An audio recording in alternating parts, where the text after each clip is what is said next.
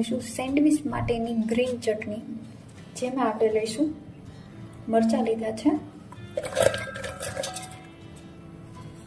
તેમજ ધાણા ભાજી છે એ લઈશું,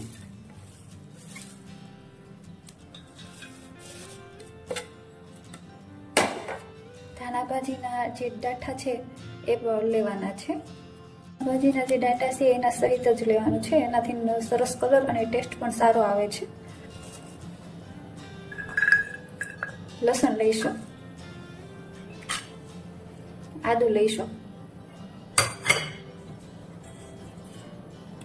તેમજ સ્વાદ મુજબ આપણે નમક નાખીશું,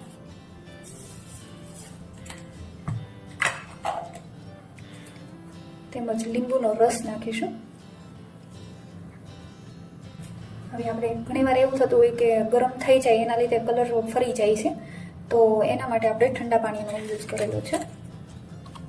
એમાં થોડુંક આપણે ઠંડુ પાણી નાખીશું. જો તમને થોડુંક સ્વીટનેસ પસંદ હોય તો 1 ચમચી જેટલી ખાંડ નાખી શકો છો.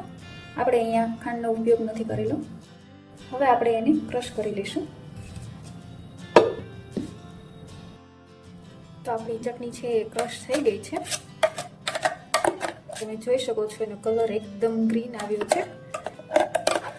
જો તમારે આનાથી ઘાટી કરવી હોય તો તમે ડાળિયા હોય છે એ અથવા તો સિંગદાણા નાખી શકો છો. આપણે બંનેમાંથી એક પણ નથી નાખ્યું, પણ તોય સરસ થઈ ગઈ છે.